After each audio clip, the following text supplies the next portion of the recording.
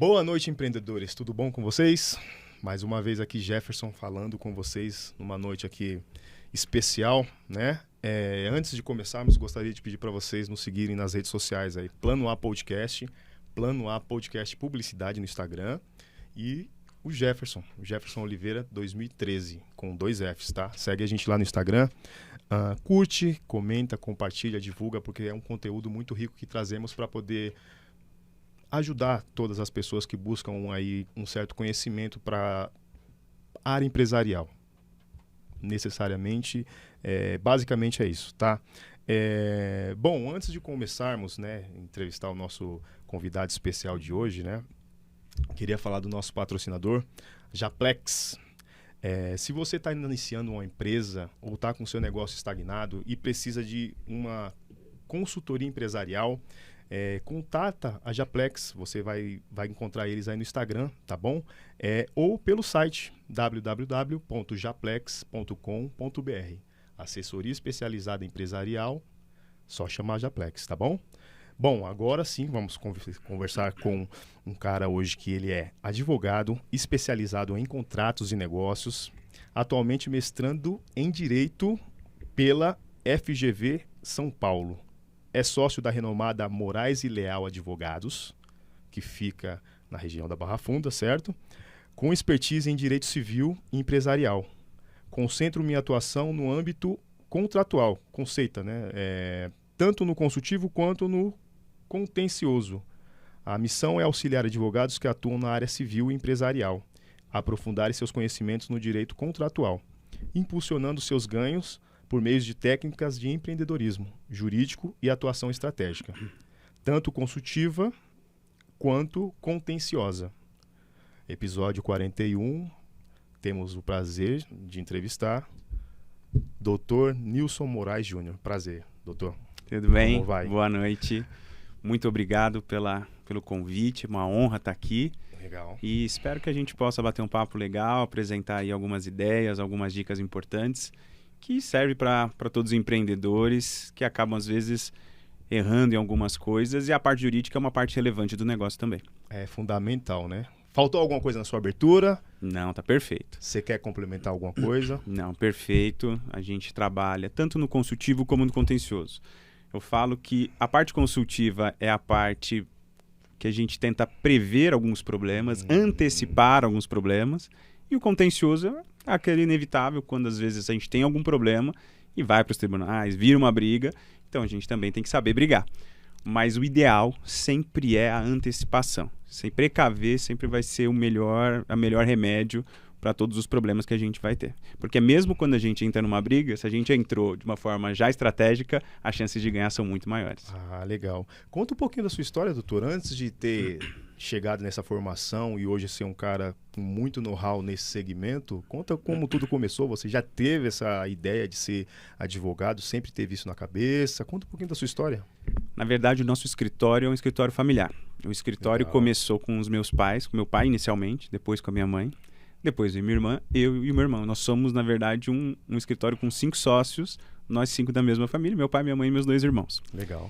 Então o escritório começou lá no final dos anos 80 com meu pai, depois minha mãe chegou, depois nós fomos chegando e trazendo novas áreas. Então a gente foi percebendo que era um negócio da família. E todo mundo às vezes pergunta e fala assim, nossa, mas todo mundo da família decidiu fazer a mesma coisa, todos advogados? E eu costumo dizer que se fosse um outro tipo de empresa, uma indústria, ou seja lá o que fosse, não ia causar tanta estranheza. A única diferença da advocacia para os outros tipos de negócio é que você precisa de uma formação técnica específica.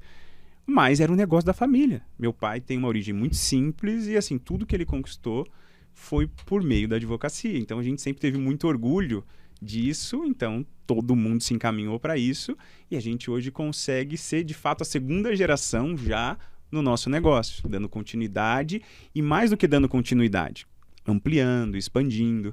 Hoje com as tecnologias, com a internet, a gente tem facilidade também de atingir outros lugares que era mais difícil antigamente, porque você precisava de uma sede física, mas hoje em dia tudo está digitalizado, então a gente consegue atender inclusive outros estados e isso facilitou bastante, né? Então foi daí que começou a minha história especificamente também dentro da advocacia. Ah, legal. Então, vocês hoje estão inovando, né? Com o advento da internet, vocês conseguiram mudar muita coisa da época do seu pai para cá. Sim, a ideia sempre é continuar expandindo, sempre crescendo. Então, Legal. meu pai ele foi bastante conservador, porque ele veio de uma origem muito simples, então ele que trabalhava, ele colocava a mão na massa. E com a nossa chegada, hoje a gente já consegue ter outros insights de aumento de equipe, de foco em gestão. Então, a gente divide entre os próprios sócios a ideia de gestão de pessoas em um lugar, uma pessoa. Administrativo, financeiro para outra, comercial para outra. Então, quando você pega todos os sócios e não foca só em advogar, porque qual que é o problema normalmente das advocacias? O advogado, ele foca em advogar. Fazer peça, ir para o tribunal, fazer audiência, fazer sustentação oral. E isso é importante, sem dúvida. O que faz o negócio girar, o operacional, o nosso produto, o nosso serviço, é exatamente o serviço jurídico. Mas, se você acaba focando administrativo, pessoas, comercial, tudo, você acaba não conseguindo fazer a melhor gestão possível do negócio. Então, hoje, uma coisa que eu acho que mudou bastante o nosso jogo foi pegar as principais habilidades de cada sócio. O meu irmão, por exemplo, ele é muito bom administrativo financeiro. Ele começou a trabalhar com meu pai ainda adolescente, e aí meu pai foi passando aos poucos isso. É mais velho? Ele é mais novo. Minha irmã é mais velha, eu sou do meio, e o Thiago é o mais novo. E isso é muito legal porque ele pegou desde muito menino, antes de entrar na faculdade, ele já começou a administrar um pouco o negócio. Então ele está há muitos anos, apesar de ele ser novo, ele está há muitos anos cuidando do administrativo e financeiro, então ele é muito bom nisso. A minha irmã, ela é do direito do trabalho, então ela foi se aperfeiçoando na gestão de pessoas. Eu estou indo mais para o lado comercial. Então a gente pega as habilidades, os pontos fortes de cada sócio e a gente consegue alocar esses recursos, porque se tentar colocar dentro de uma pessoa só, não adianta. E hoje, em todos os negócios, não só no direito, a gente percebe isso. Qual que é o problema dos sócios? E que a gente percebe que são as soluções que muita gente tem tentado apresentar hoje para os empresários. Parar de eles tentarem abraçar tudo. Ter gente, seja sócios, seja diretores ou contratados, que possam dar um enfoque melhor em cada área estratégica do negócio. Porque cada vez que tudo que você foca se expande. Então, o comercial, que é hoje o que eu acabo tomando mais conta. Quando eu não estava olhando para a quantidade de contratos que eram fechados por mês, as coisas aconteciam. Graças a Deus, as coisas sempre, a gente teve muita indicação, já é um escritório muito antigo, então sempre entrou bastante coisa. Que a gente acaba não olhando. Mas quando a gente para olhar, a gente percebe, poxa, olha, tem vários meses que ficaram defasados. E quando você para prestar atenção nisso, automaticamente as coisas vão se equilibrando de uma forma mais adequada, porque você está de olho naquilo que você se propôs a fazer. Então, isso é muito importante no negócio. Ah, legal. E você disse que é familiar o grupo, certo? Tem 5 pessoas hoje. Cada um tem uma especialização diferente. E você, qual foi a sua especialização hoje? Você se especializou em quê? A gente tenta, cada sócio cuidar de uma área. Então, a gente tem várias áreas hoje no escritório. E qual que é a vantagem disso? Você se torna muito especialista e você consegue ir montando times. Então, tem gente que, por exemplo, a minha parte que é civil e negócios. Então, eu tenho o meu time que eu vou treinando para que cada vez mais eles tenham capacidade de resolver sozinho. Você, então. Exato. Sei. O pessoal do previdenciário a mesma coisa, o pessoal do trabalhista a mesma coisa, o pessoal do tributário a mesma coisa. Então, eu tenho aqui o time, eu tenho a pessoa responsável técnica, e a gente vai preparando o time porque a gente precisa ter gente boa para trabalhar com a gente. Sei. Então, essa parte de treinamento é importante. E dividir as áreas do escritório por sócios responsáveis faz com que a gente consiga manter um alto nível de entrega. Eu acabei indo para contratos de negócios porque no momento que eu cheguei no escritório, era um problema que a gente tinha. Muitos clientes das outras áreas precisavam desse tipo de demanda e às vezes a gente não pegava ou não entregava e conseguia fazer tudo o que era possível ser feito. Então eu fui me aprofundando, me formei no final de 2014, já fiz 2 especializações, depois fiz a terceira até entrar no mestrado e hoje eu já tenho mentoria, já dou aula. Então você vai se aprofundando e o mais legal, quanto mais você se aprofunda, mais soluções você consegue trazer. E, ao mesmo tempo, mais serviços você consegue oferecer para o seu cliente e, automaticamente, você consegue aumentar a rentabilidade do negócio e aproveitar o cliente que já está lá dentro. Qual que era a nossa fraqueza e o nosso problema lá atrás, quando estava só os dois, né, meu pai e minha mãe? O cliente, a gente não conseguia vender várias vezes a mesma coisa para ele. Aliás, mesma coisa não. Nós não conseguíamos vender novos produtos para ele. Outras soluções. Outras soluções. Porque ele tinha um problema, esse problema era resolvido. E aí depois ele tinha outro problema e às vezes a gente não fazia. Então eu falei, poxa, aqui a pessoa ganhou o processo, está com dinheiro, ela vai precisar investir num negócio. Então vamos especializar na parte empresarial, societária, precisamos fazer uma estruturação societária, um planejamento patrimonial para ele. E nisso a gente foi expandindo e conseguindo trazer esses novos produtos. Porque no final das contas, todo o negócio, qual que é você precisa ter um custo ou para você trazer o cliente para dentro do escritório, ou você pode aproveitar o cliente que você já tem e vender novas soluções. Né? Muito mais fácil. Já é fácil. sua carteira, né? Ele já confia em você. Que é o mais difícil. Ele já sabe quem você é, ele já confia em você, ele já confia no seu potencial. Você não precisa vender para ele. Ele não vai embora por causa de preço. Ele está ali, é só você conseguir entregar, lógico, uma solução que atenda às necessidades dele. Então isso é muito vantajoso e eu acho que a vantagem então da gente continuar expandindo os serviços é isso. Então pegar o seu cliente e poder oferecer novos serviços. Então na época que seu pai e sua mãe trabalhavam, vocês não eram focados em empresas? Não, a gente começou mais com pessoas físicas e agora a gente foi expandindo para atingir do MEI também, acredito que tenha melhorado bastante esse mercado para você, né? Muita gente trabalhando ou não é muito o nicho que vocês atuam? Não, na verdade é que assim, é muito diversificado, mas hoje em dia, qual que são os problemas principais? Ou assessoria empresarial no geral. Então, a gente faz assessoria completa para o cliente. Então, o cliente ele tem um negócio e ele precisa tirar dúvida trabalhista, ele precisa tirar dúvida de um tributo, ele precisa tirar dúvida de um cliente que fez uma reclamação, de um contrato que foi descumprido. Então, você acaba sendo meio que o clínico geral da empresa nas situações. E é lógico que dentro dessa assessoria, você vai ter várias questões pontuais, um processo grande, uma defesa e por aí vai. Mas o mais comum são contratações específicas.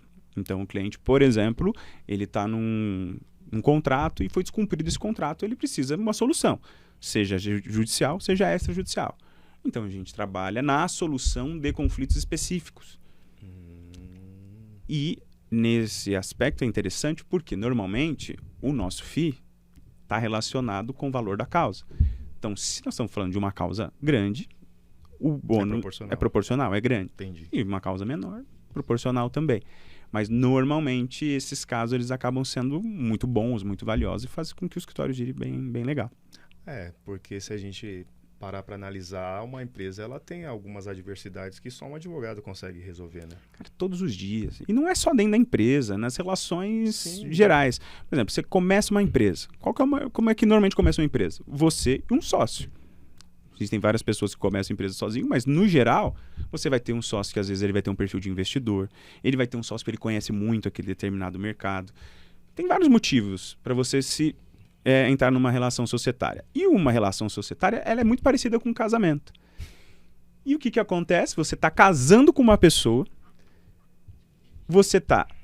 ela vai ter poder, às vezes, de contrair empréstimos, ela vai ter poder de fazer negócio no nome da empresa, ela vai ter poder de mandar e desmandar, de gerar problemas, e tudo aquilo vai reverberar dentro da empresa e muitas vezes na sua vida patrimonial, na sua vida.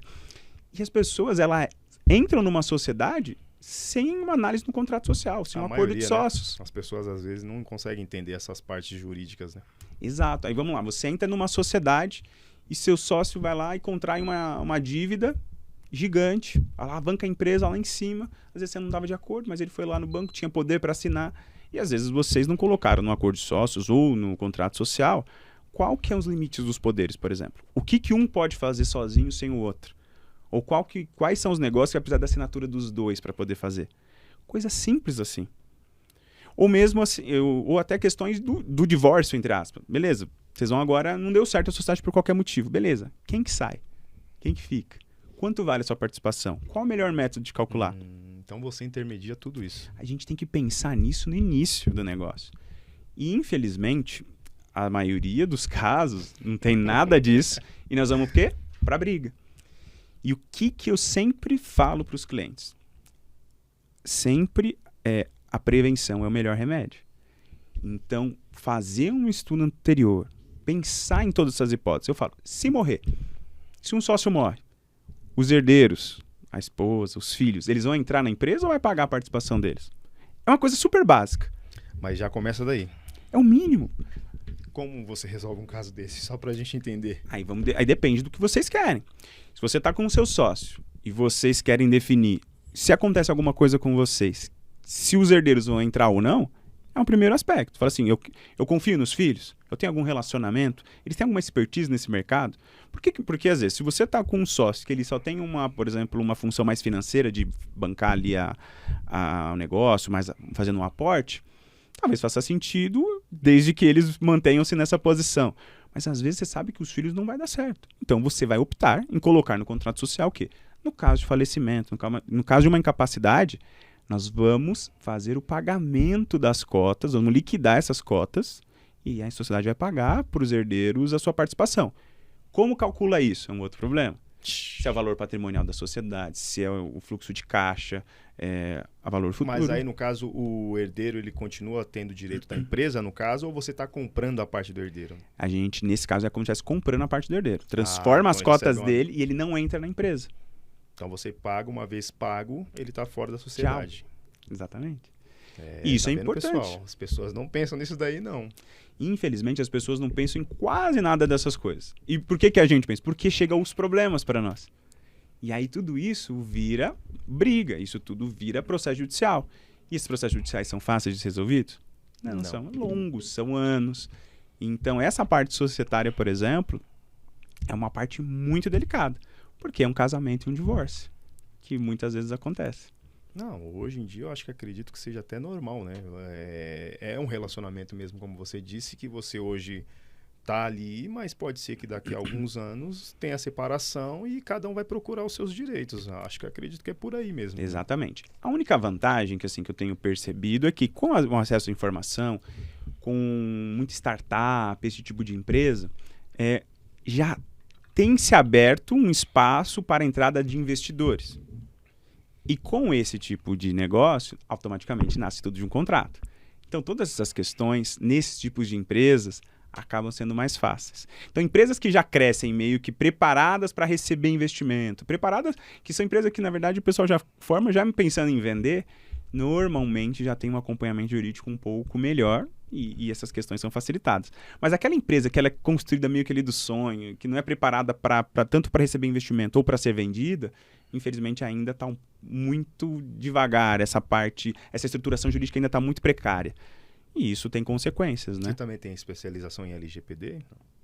A gente faz LGPD, não sou eu que cuido diretamente dessa parte, mas a parte de proteção de dados também é uma questão hoje super importante. Sim, porque hoje a maioria das empresas que nascem na década de hoje, né, vamos dizer que hoje a maioria já está aí, tem alguma rede social, um mínimo que seja, né? Então, se ela comercializa algum tipo de produto, ela tem que ter um tipo de proteção de dados também para aquele consumidor ou cliente, né? Exatamente. Quando, por exemplo, a gente tem empresa de e-commerce, mas aí que tá. Quando a empresa está já regulamentada numa questão específica como essa, normalmente ela procura esse tipo de orientação. É que eu costumo dizer que é o seguinte, existem dois pontos. Por exemplo, uma empresa do agro, ela normalmente já está voltada, por exemplo, para o ambiental, preocupada com o ambiental. Por quê? É muito atinente a área dela. O pessoal de e-commerce está muito ligado à internet, então questão de proteção de dados é uma coisa que acaba acendendo. É o básico. Entendeu? Se eu tenho, por exemplo, uma indústria em que o pessoal mexe com coisas perigosas, então normalmente a parte de segurança de trabalho eles acabam se atentando. Aonde que tem os problemas? Os gargalos. Os gargalos, exatamente quando não é uma coisa tão óbvia, que é a relação societária, que é numa empresa que não tem risco trabalhista eminente, um manual de conduta interna. Uma empresa que não tem nada a ver, por exemplo, estamos ligados como agro na questão ambiental, uma empresa normal que não está ligada à internet, essa questão da proteção de dados. Então, normalmente, é aquela questão de onde não está seu foco. Só que o fato de não existir o foco naquele problema específico, não quer dizer que ele não exista.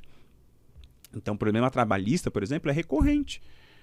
Acontece alguma situação na empresa e a empresa não estava preparada para lidar com aquilo. Nunca parou para pensar e se preocupar com um manual de conduta interno, com compliance trabalhista, com algumas questões que já regeria aquelas situações, desde um acordo de compensação de horas, coisas simples.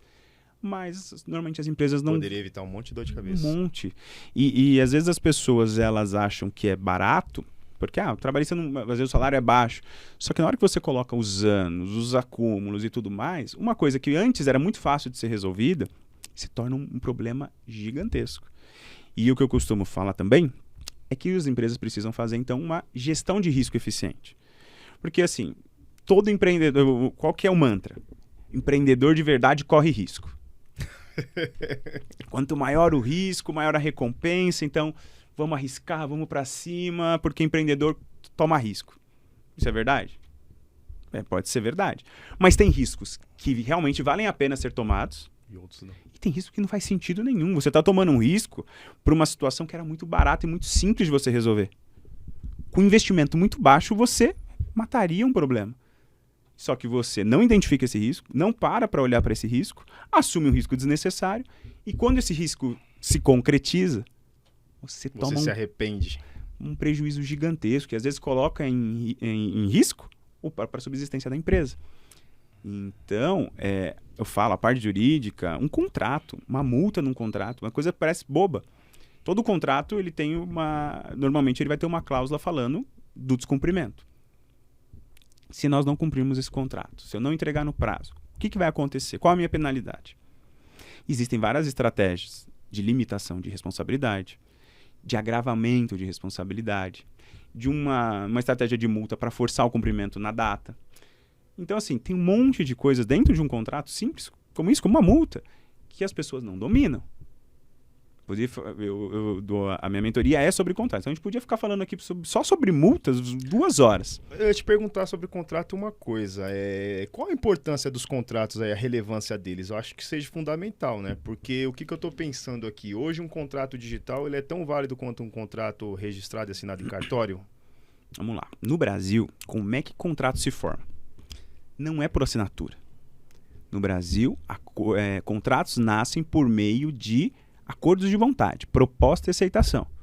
Então, você está me vendendo o seu carro por R$200 mil. Você fala, você compra? Eu falo, eu compro. R$200 mil. O contrato já nasceu.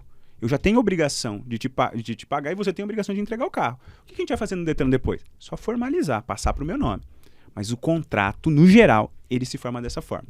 Então, às vezes eu vejo um cliente que fala assim, já chegou muitos casos assim, doutor, eu não tenho um contrato assinado, eu só tenho uma conversa de WhatsApp. Deixa eu ver a conversa. Tá lá, proposta, condições básicas do negócio e aceitação. O contrato já existe. Numa conversa de WhatsApp? Você hoje consegue pegar aí uma situação num fio da meada só com uma conversa de WhatsApp? Conversa de WhatsApp? Não, nem precisa de uma conversa de WhatsApp. Por uma conversa. Se eu tiver uma testemunha que possa presenciar e falar, não, houve a proposta e houve a aceitação, o contrato formou e eu consigo provar. Contrato se forma com manifestação de vontade. Nossa. Então, uma conversa do WhatsApp é contrato. Um e-mail é contrato. Vamos fazer aqui no papel, um guardanapo aqui, a gente coloca aqui os termos, é um contrato. O contrato digital mais ainda, porque normalmente ele vai estar ainda mais especificado. Agora, para que serve o instrumento, o papel mesmo do contrato? Porque ali normalmente vão ter regras mais específicas.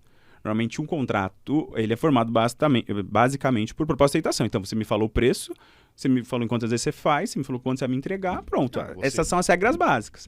Mas aí eu falo, e se das parcelas que a gente combinar não pagar? Tem multa? Tem correção? Tem juros? Esses detalhes vão estar no contrato. Se eu descumprir, eu vou poder rescindir o contrato? E se a gente rescindir, você vai me devolver todo o dinheiro ou você vai ficar com uma parte porque é uma pena? Lógico, no contrato escrito a gente vai colocar esses detalhes. Mas o contrato ele é muito importante para a sociedade. Por quê? O contrato, na verdade, ele só serve para quando as pessoas não cumprem o combinado. Dificilmente você vai ver alguém pegando um contrato para quando todo mundo cumpriu. A gente fez o contrato da compra do carro. Faz sentido. Eu te dei o dinheiro e você... Não, ninguém nem vai olhar para o papel.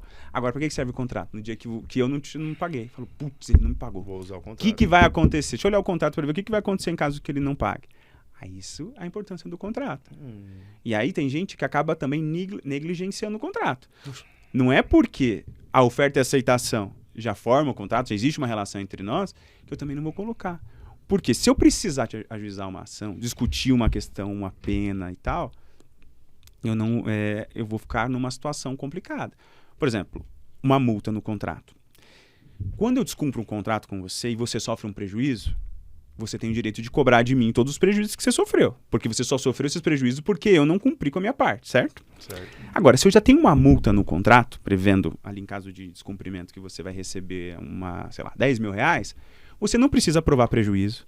Você não precisa provar que você Já teve tá que tudo arcar com apalavrado isso. ali. Não, independente de provar isso, eu vou ter que te pagar aquela multa porque está no contrato. Então, o contrato, ele facilita muitas coisas, entendeu? Então, as pessoas negligenciam isso de duas formas. Primeiro, às vezes não fazem, e era importante fazer para garantir tudo isso. E às vezes fazem e não fazem ideia do que estão fazendo. E é muito comum isso, cara. Muito comum. Às vezes chega um cliente no escritório desesperado. Doutor, estou sendo processado não sei quantos milhões. Mas você não viu aqui no contrato? Não, eu não vi, eu não sabia. Não levei a sério. Assina um documento. Sem Ela nem se ler. vincula, ela se decide se vincular a uma pessoa, compra imóveis, por exemplo, que normalmente são valores altos, e não tem ideia de uma penalidade que é um percentual do valor. Só que, pô, se você for um imóvel de 1 milhão e uma multa de 10%, nós falamos de uma multa de 100 mil reais. Que é a grana.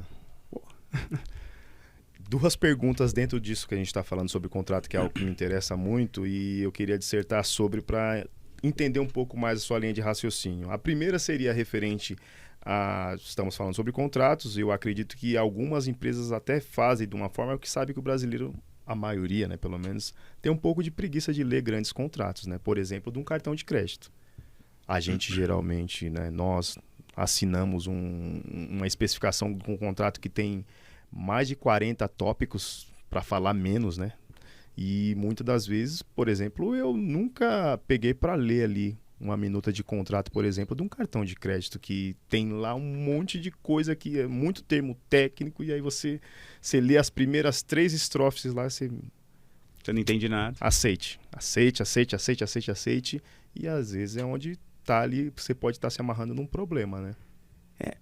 Assim, a gente tem uma vantagem de quando a gente está falando de relação de consumo. Toda vez que incide o Código de Defesa do Consumidor, ele é um código que é feito para proteger o consumidor. Então, ele pressupõe que já há um desequilíbrio entre a empresa, o fornecedor e o consumidor. Isso. Vocês não sabem disso, ó. Pega aí que essa informação é quente, presta atenção. Então, existe naturalmente um desequilíbrio entre as partes, certo? Então, o Código de Defesa do Consumidor, ele já tem um sistema mais protetivo. Tem um monte de cláusulas que são consideradas nulas. Além de serem muitas cláusulas nulas, a gente tem também a interpretação mais favorável ao consumidor. Então, às vezes tem aquela cláusula que fica meio... Eu tenho um caso muito bom de um seguro prestamista. O cliente, sócio da empresa, faleceu. Ele tinha um financiamento super alto e um seguro dentro, no caso de falecimento de sócio. E tinha uma cláusula lá, meio dúbia, mas um limite da cobertura era R$1 milhão. E a cláusula falava lá de uma forma que podia se interpretar que ia pagar só metade porque eram 2 sócios. Mas falava do limite. E aí o que a gente entrou? Eles pagaram só metade do financiamento que faltava, e eles estavam correndo o risco de perder o imóvel. Nós entramos com um processo para que o seguro pagasse o valor total da dívida, porque a forma com que estava escrito o contrato dava a entender que ia pagar tudo também. Então, assim, dependia da interpretação.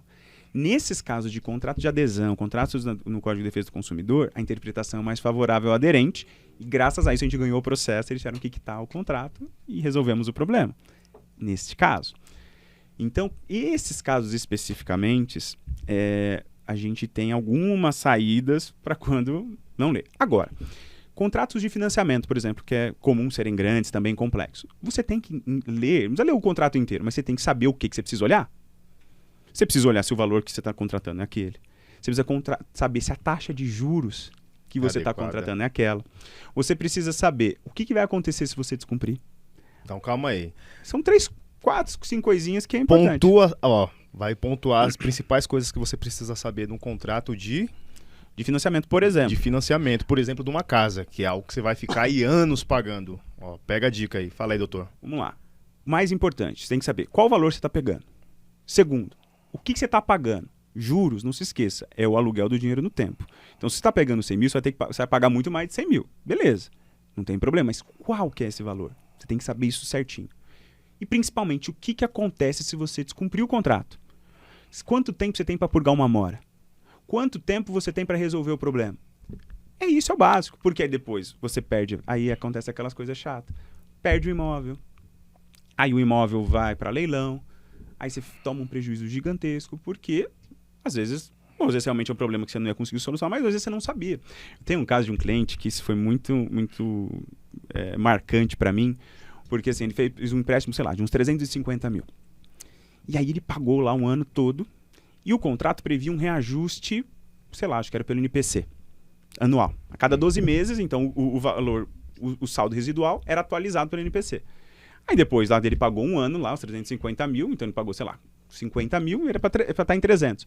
Só que a atualização do NPC foi um ano de juros alto, o valor foi para 360, maior do que ele tinha pego. E ele chegou no escritório sem entender como que uma dívida de 350, que ele já tinha pagado 50, estava devendo 360, mais do que ele tinha pego.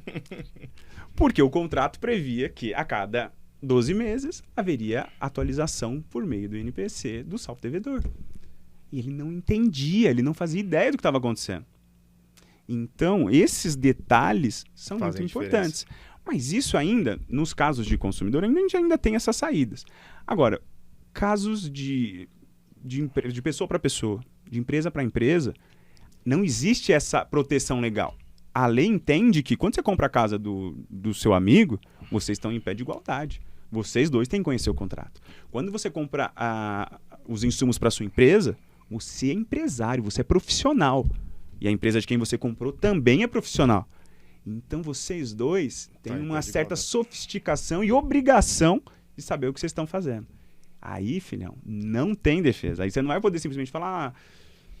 Vocês tem que estar pelo menos então, amparado por um corpo jurídico.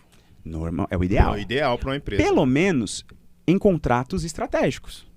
Eu falo, eu tenho até vídeo assim na internet que eu conto, dou umas dicas de como é que você analisa um contrato um contrato simples, um contrato que não tem tanto valor financeiro às vezes envolvido, coisa mais básica, você não quer contratar um advogado, então vocês não têm já dentro da empresa, ou se por qualquer motivo, não tem problema. Você tem que ter noção do que você está fazendo, o valor, a forma de pagamento, as penalidades, o que acontece se descumprir e a briga, o que vai acontecer. Aquela coisa básica, beleza. Agora, tem gente fazendo negócios, comprando sociedade. Hoje em dia está muito na moda você vender empresa. E aí você normalmente tem cláusulas de declarações e garantias, por exemplo. Você garante ali determinado faturamento por um tempo, você fica ali dentro durante um período e tal. Cara, é negócio de 5 milhões, 10 milhões. E ele quer fazer sem uma assessoria jurídica. E aí o que acontece? Qualquer problema que dá, o problema é proporcional ao tamanho do negócio. E aí estouram umas bombas gigantescas. E aí você não tem essa defesa de que você não sabia. Você tinha que saber. Isso é comum cair no colo de vocês lá. Demais. É o que acontece todo dia. Porque lá no contrato está falando o seguinte, multa não compensatória ou multa compensatória. A pessoa que não é advogado, e provavelmente um advogado que trabalha com contratos, não vai saber diferenciar o que é uma multa compensatória e uma multa não compensatória. Que é quando você pode exigir o cumprimento da obrigação ou quando você pode substituir, não vou cumprir mais, e aí o contrato a gente vai rescindir, eu vou pagar uma multa para pular fora. As pessoas não têm essa noção e realmente não tem como saber. Se você não parou para estudar tudo isso, você não vai saber. Por isso que negócios grandes é importante você ter, sabe, vender uma casa, por mais que não seja algo hoje tão sofisticado do ponto de vista técnico, mas é valor alto. É um valor que você vai se amarrar geralmente por anos. Exato. A maioria, né? Pelo menos. E mesmo que você pague à vista, o problema são as implicações, defeitos no imóvel. O que acontece? Você entende? São questões que para o leigo, muitas vezes, é uma coisa que passa batido. Para o advogado acostumado a trabalhar com esse tipo de coisa, ele já vai nos detalhes. Aonde a gente vai. Trabalha nos detalhes. Exatamente.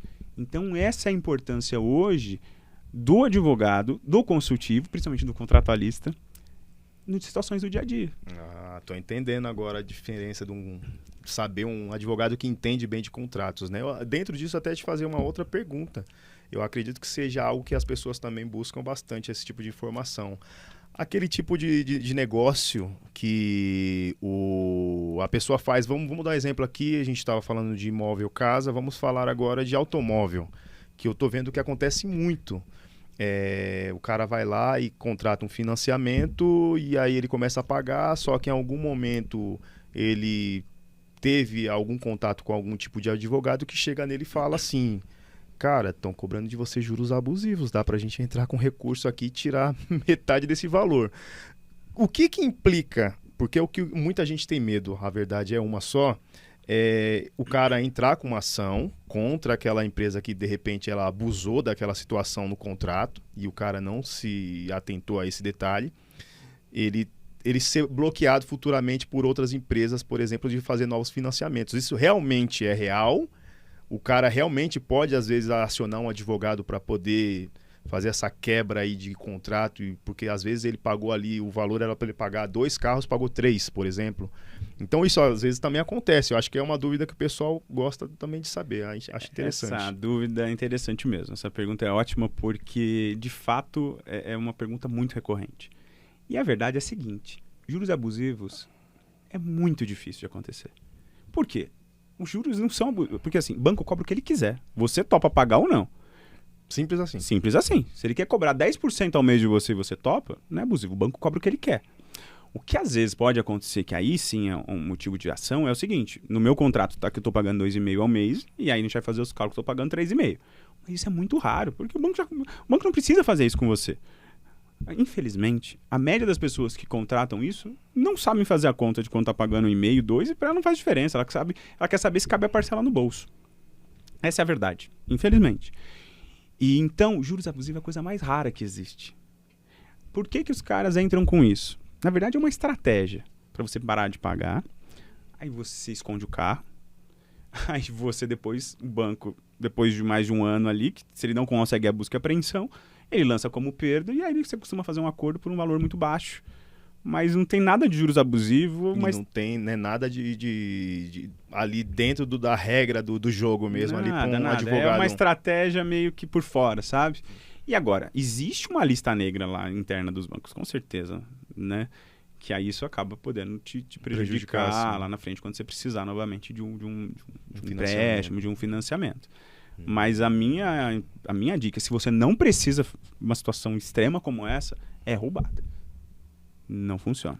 Tá vendo? Várias dicas aqui, eu tô falando. Ó, vocês que estão aí acompanhando nós, curte, comenta, compartilha, tá? É um conteúdo muito rico e eu tenho certeza que vai ajudar muita gente, tá?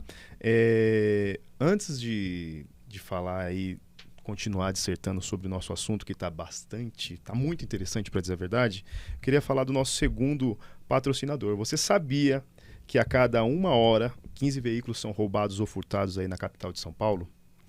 E Grande São Paulo também? Bom, se você ainda não possui seguro para o seu auto, seguro de vida ou de residência, procura a GNG Seguros aí no Instagram. Vai estar passando o vídeo aí também. E aí você procura eles aí, tá bom? Somos a GNG Seguros. Estamos no mercado há mais de 16 anos, atendendo a todos com muito afeto, ética, respeito e sinceridade. Somos especialistas em atender às suas necessidades. Por isso, temos as melhores soluções em seguros e benefícios, como seguro auto, bike, condomínio, consórcio, empresarial, fiança, imobiliário, residencial, saúde, transporte, vida, entre outros. Trabalhamos com as melhores seguradoras do mercado: Allianz, Bradesco, Liberty, Sul América, entre outras. Valorizamos o relacionamento com nossos clientes, parceiros, colaboradores e futuros. Entendemos que a sua satisfação é o que mais importa. GNG Seguros. Aqui, você é mais que importante. Bom, as perguntas estão bem interessantes, né, doutor? Eu acredito que são dúvidas que a grande massa tem. Esse daí, com certeza, do financiamento do veículo. Acredito que seja algo assim que deva ser bem recorrente, muita gente fala sobre esse tipo de assunto. E eu queria saber a diferença, para nós matarmos esse assunto de contratos, né? Eu tive uma situação uma vez, até que eu vou falar rapidinho aqui, para mim tentar entender se o contrato era válido ou não era válido. Eu fiz um contrato com uma pessoa de igualdade, como você tinha acabado de dizer, não era empresa com empresa, era eu, pessoa física com outra pessoa física, eu vendi um carro, cara. E eu acredito que também deva ser algo que passa aí com muita gente. E eu sou um cara bem assim, eu antecipo, né, como você falou, né? Às vezes antecipar você gasta menos do que você correr atrás do prejuízo depois. E eu antecipei uma situação e vendi um veículo para um conhecido meu, né? Até então era meu mecânico. E na época eu quis amarrar um contrato com ele, um contrato de papel passado, assinado, registrado em cartório, e coloquei várias cláusulas que se ele descumprisse, eu teria direito sobre o carro, o veículo. Até então eu financei o meu veículo para ele, o meu veículo. Ó o erro. Eu fiz um esquema dele pagar parcelado, fizemos acho que umas 20 parcelas e tudo mais, e beleza. Fiz isso daí, coloquei todo o contrato, coloquei que ele tinha que pagar todo dia 10 de cada mês. E eu tenho até uma tia que é advogada, né? Ela me ajudou aí a gerir o contrato e tudo mais.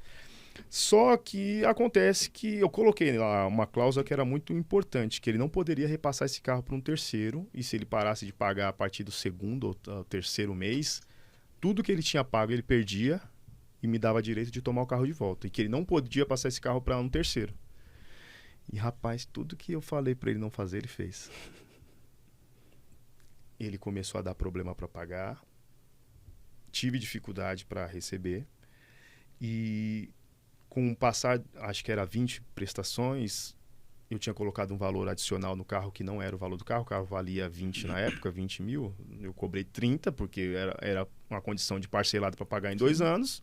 Não ia fazendo condição de à vista. E ele aceitou, estava no contrato. Tudo certo. Tudo isso ele passou na minha cara e alegou depois.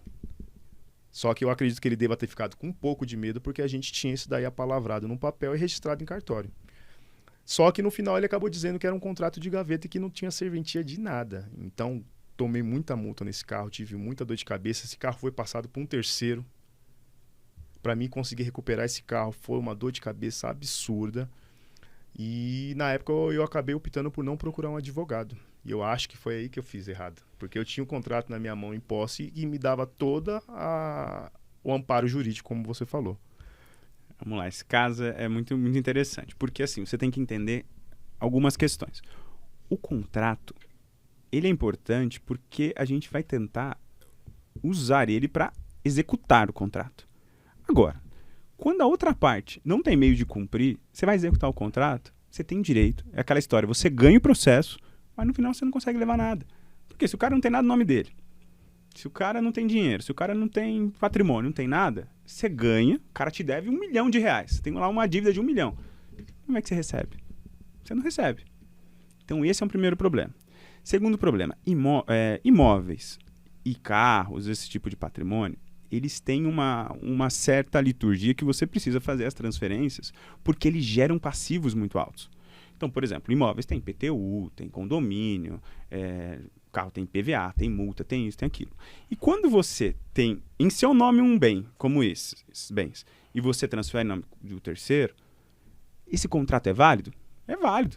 Você podia executar tudo isso na justiça que o juiz ia falar, não, você está certo, ele tem que te pagar. Mas no final das contas, você não pode colocar isso frente ao Detran, por exemplo, que está te multando. Você não pode falar isso para a prefeitura que você vendeu a casa, só que não transferiu, e ele não transferiu para o nome dele, você não vai pagar o IPTU. Não, por quê? A sua relação é você e ele. Como você não fez tudo o que precisava ser feito, perante o órgão que está te autuando, você é o responsável. Então, aquela história, o contrato é válido? É válido. Você podia exigir na justiça? Podia. Você ia ganhar? Provavelmente. Você ia levar? Aí já não sei, depende se ele Mas eu não patrimônio. conseguiria tomar o carro dele, por exemplo? Se você achasse o carro, sim. O carro é bem imóvel. Se você fosse um imóvel, você conseguia reintegrar a posse. Porque ele não tem pra onde levar a casa. Entendi. Faz sentido. O problema de carro é que todas as multas vão vir no seu nome, o IPVA vai vir no seu nome, e se ninguém pagar, a dívida ativa é sua, você vai tomar o processo. Vai bloquear a sua conta. Ah, mas e o contrato que eu fiz? Só vale entre vocês dois. Você não fez o registro no Detran. Eu não fiz nenhuma Por isso, é parecido com a história do emprestar o nome. Você não empresta o nome. Eu aprendi isso daí por duras penas, né? Eu aprendi que hoje eu não faria nunca mais. Veio como aprendizado isso, para dizer a verdade, né? Porque a dor de cabeça que eu tive, o desgaste para poder recuperar, eu consegui recuperar o carro. No final das contas, eu fui atrás do terceiro, negociei com o terceiro um carro da minha mulher. Entrou o carro da minha mulher, que era um carro inferior na época, no rolo, para mim pegar o carro de volta. Acabou que o carro ficou com ela, deu mais dor de cabeça ainda. O carro só quebrou na mão dela. Cara, foi... E aí, foi uma lição, cara. Uma lição de vida que eu falei, nunca mais eu faço isso. Se o cara tiver um nome, porque ele não tinha, eu vou levar para o banco. E se o banco achar que deve financiar o veículo para ele, eu já faço toda a transação, recebo meu dinheiro à vista e acabou. Porque o pessoal fala, se ele não valorizou o nome dele, você acha que ele vai valorizar o contrato que ele fez com você? Porque o nome dele só ficou sujo porque ele descumpriu um outro contrato antes. Por que nomes são negativados? Porque a parte ela contrata um negócio e não cumpre. Então, você acha que ela vai cuidar do seu nome? Uma coisa que eu prezo, cara, hoje, eu posso não ter dinheiro, não ser uma pessoa rica, mas graças a Deus sou uma pessoa bem organizada, né? Graças a Deus tenho uma vida estabilizada. Mas uma coisa que eu prezo muito é meu nome, cara. Cara, o nome é mais importante do que dinheiro. Porque se você tiver moral, tiver nome, você pode estar lá embaixo. Não precisa de dinheiro. Mas você consegue se levantar, as pessoas confiam em você, você consegue fazer as coisas. Agora, você pode ter dinheiro, mas se você não tem moral, pessoas não te respeitam, palavra, não adianta. Advogado dá muito problema. O advogado, ele vê uma oportunidade de ganhar dinheiro, às vezes ele vai dar um golpe no cliente, ele não vai pagar o cliente, porque às vezes a gente recebe o processo e a gente paga o cliente. Às vezes o cara pega o dinheiro do cliente, pensando, não, muito dinheiro aqui, mas, você acabou com a sua carreira. Não vale a pena. Você fazer o justo, fazer o certo... Não tem preço. Você se torna confiável, você se torna bom. E aí, de repente, as coisas fluem natural. Aquele dinheirinho lá que você... Acontece, você já ouviu falar, doutor? É até uma pergunta, uma curiosidade que eu tenho. Acontece, ou aconteceu alguma vez, você já ouviu falar de alguma história no meio de vocês, de um advogado que ele entrou para defender uma parte e acabou virando para outra por conta de jogo de interesse, por exemplo? Cara, a gente ouve essas histórias assim, mas nada que eu tenha concreto. Mas os clientes muitas vezes desconfiam. Falam assim, de repente o advogado ficou estranho, aconteceu algumas coisas, parece que ele tá pensando mais na outra parte, ou ele, não sei. Então, assim, aquela história, né? O ser humano é um negócio complicado, né? Às vezes a gente não sabe o que acontece debaixo da mesa. Mas, cara, sempre pode acontecer. Só que é isso. O cara que ele não valoriza o nome, não valoriza quem confiou nele. Porque, cara, para mim o mais importante é o meu cliente. Quem que me traz mais dinheiro? É o meu cliente, e não só por causa do caso dele. Porque ele vai falar de mim para os outros. E esse outro vai falar de mim para o outro. Então, assim, eu consigo fazer uma cadeia por conta de um bom trabalho. Então, o seu nome, a sua moral, ela vale mais do que qualquer coisa. Mais do que dinheiro. Muito mais. Com o respeito das pessoas, você pode ganhar dinheiro infinito. Você nunca, é como uma torneira que nunca vai acabar a água. Agora, cara, quando você é desonesto, quando você quer passar a perna, quando você quer ser muito esperto, só você quer ganhar, aí já era. O universo parece que trama a contra, né, cara? São consequências, cara. Todo ato na sua vida vai ter consequência. Se você estudar, você vai estar preparado. A oportunidade pode nunca aparecer, mas se aparecer, você está pronto. Se você não estudar, a oportunidade pode vir, o melhor caso na sua mão, que você não vai conseguir resolver. Então não adianta. Então, essa é a consequência. Se você for desonesto, você vai perder a confiança das pessoas. E quando, mesmo alguém que está, às vezes, disposto a confiar em você, e alguém falar do seu nome numa roda, vão falar, cara, foge desse cara. É problema. Isso tem preço. E o que muitos empresários hoje fazem é isso. Eles acabam tentando, se deslumbram muitas vezes com uma ganância de crescer rápido, de fazer as coisas, às vezes, muito acelerado e tal, e não percebem que o mais importante é o processo, a forma com que você leva o processo. E aí você vai ser um cara grande de verdade, porque o cara grande de verdade pode ter acelerado rápido, não tem problema, desde que fez o caminho correto. Ou então um cara que vai ficar mal falado e aí, cara, uma vez mal falado... Sempre, dependendo do segmento, não tem volta, não né? Não tem volta. Nesse de advocacia mesmo é difícil. É um mercado a não ser bem... que ele vá para outra praça, assim, que realmente ninguém conheça. E mesmo assim é difícil, porque quem que vai ser o primeiro caso que vai confiar em você? Então, assim, até você construir isso de novo é muito caro, muito custoso, né? Isso em todos os segmentos, na advocacia ou na construção civil, na indústria. É por isso que hoje as pessoas elas buscam muito por uma imagem ali límpida ali, né? Porque hoje... Se você tiver que falar alguma coisa, dependendo do grau da gravidade, né, da empresa, você consegue buscar a informação dessa empresa em qualquer lugar, né? Qualquer lugar. Reclame Aqui, por exemplo, é uma ferramenta fenomenal. Consumidor.gov, Procon. Então, hoje você consegue... Hoje a reputação, acho que ela vale mais que dinheiro, né? Muito mais. Mesmo, por exemplo, na área de educação, né? Eu falei da mentoria. Fala mais um pouco da mentoria. O que é... A mentoria ela é voltada mais para advogados Então, às vezes, tanto para advogado no escritório, às vezes o pessoal tem uma área contratual dentro do escritório que é treinar o pessoal, o mesmo jurídico interno de empresa, aí eu faço esse treinamento, dessa mentoria. E a mentoria é pegar, eu costumo dizer que é como tentar antecipar uma pós-graduação que demoraria ali 1 ano e meio, 2 anos, e ali em 8 encontros, 10 encontros, a gente passar os principais pontos. 2 ou 3 meses. 2 ou 3 meses a gente consegue entregar muito conteúdo, muito modelo, forma de fazer, forma de escrever cláusula e por aí vai, né? E muda todo o processo de uma empresa. Cara, completamente. Se você tem eu já peguei muita empresa que estava com problema por causa de contrato mal escrito. Com umas penalidades, com uns prazos que não tinha nada a ver. Ela queria ser muito agressiva, por exemplo, na questão do prazo. Então, ela não tinha muita margem no contrato. Eu falava, deixa uma margenzinha. Então, você estuda aquela empresa antes de dissertar com os mentorandos ali. Isso, sempre vai variar de caso a caso, né? Às vezes é advogado, aí às vezes a gente acaba, por exemplo, gente que trabalha com imobiliário. Então, a gente coloca mais contratos imobiliários, corretagem, compra e venda, locação. Mas outro negócio que é mais voltado para prestação de serviço. Então, a gente normalmente procura dar um enfoque no mentorado. Essa é a diferença da mentoria para um curso normal. Você consegue moldar a estrutura de entrega com base na necessidade dele. Falando de um negócio da mentoria. Então, assim, para mim, é muito importante entregar muito mais do que eu prometo para o meu mentorado. Por quê? Ele está esperando o quê? Conhecer um pouco mais de contrato, dar uns modelos ali para ele já, que ele vai conseguir já fazer uma estruturação de negócio mais elaborada e tal. É isso que ele espera. Só que aí eu entrego um pouco mais. Você surpreende. Além da estruturação do negócio, que é o que eu prometi, cara, vamos falar um pouco de negócio em geral, de ideias e tal. Por quê? Esse cara ele vai sair da mentoria melhor do que ele entrou. Eu entreguei um pouquinho mais. Às vezes, é lógico que tudo tem níveis, né? A pessoa mais preparada, às vezes, não é tão impactante, mas para muitos impacta muito. E aí, o que acontece? Essa pessoa vai falar bem de mim. E isso é o mais importante. Então, assim, na advocacia, no negócio de educação, a gente tem outros negócios que a gente tem começado também, e todos eles acabam sendo um ciclo. As pessoas vão confiando em você e aí fica muito bom.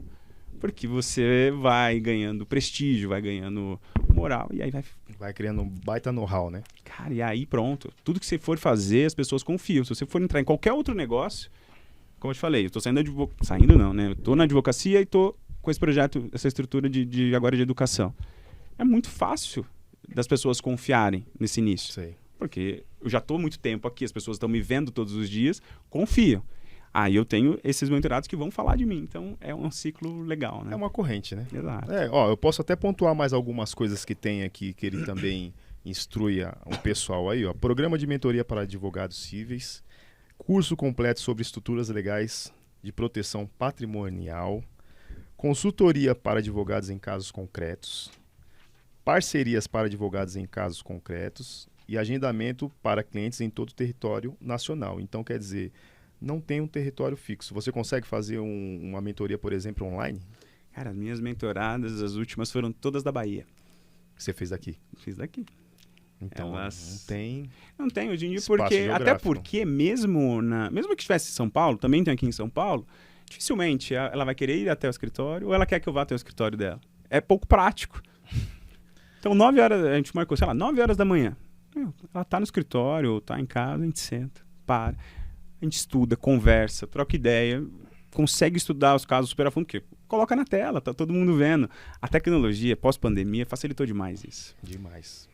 Coisas que as pessoas não teriam confiança antigamente. Não, você não tem ideia. Nós temos um escritório em Goiânia também. Sei. A gente tem também um pé na pecuária, a gente tem outros negócios no agro. Então, Goiânia era um ponto estratégico para nós. E antes da pandemia nós formamos o escritório e tudo mais, e temos bastante casos de lá.